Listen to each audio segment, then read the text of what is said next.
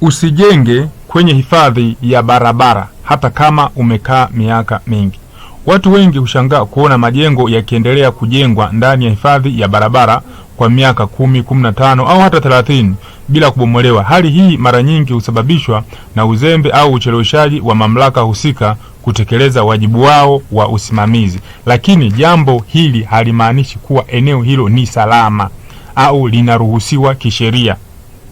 Ukweli mchungu ni kwamba unaweza kuishi hapo kwa miaka mingi bila kusumbuliwa, miaka 3, 5, 10 au hata 20, lakini siku mamlaka zitakapohitaji kutumia eneo hilo zitachukua hatua mara moja bila kujali umeishi hapo kwa muda gani. Wengi tumeona nyumba zikibomolewa humu barabarani.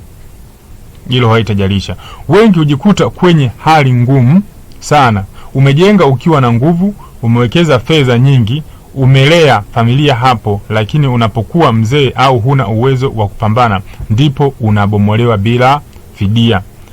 Ndipo husikika vilio, tumeishi hapo kwa miaka 30, tulizaliwa hapa, tulipewa muda mrefu bila kusumbuliwa. Lakini kisheria muda wa kukaa eneo la hifadhi hauahiriki umiliki.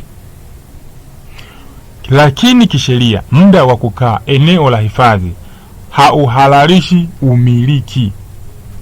Kwa nini ni hatari zaidi? Sekta ya ardhi ina changamoto zake, ikiwemo baadhi ya mamlaka kushindwa kusimamia maeneo kikamilifu kwa wakati.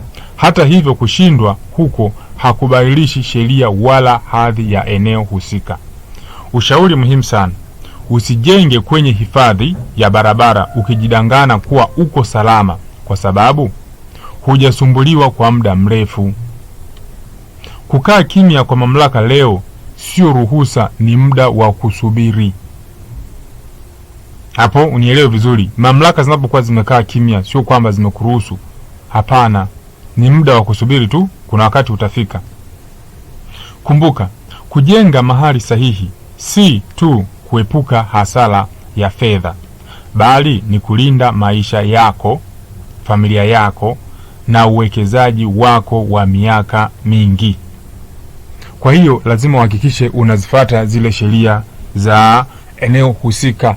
Kwa hata ukiachwa miaka mingi ukajenga, wengi tumeshuhudia nyumba watakuta alijenga si miaka 70, miaka 80, leo miaka 2026 na 5 nyumba zinabomolewa. Kwa nini? Watu walishajisahau, wakijua wameshajimilikisha eneo lako halali. Sasa basi, hapa kwa Mjenzi wa Nyumba TZ, usisahau kwamba tunajenga nyumba za aina zote, tunachora ramani, tunapaua, tunafanya finishing za aina zote, bila kusahau piga plaster. Mawasiliano zaidi ni namba hizo unazoendelea kuziona hapo. Karibu sana na asante sana kwa kunisikiliza.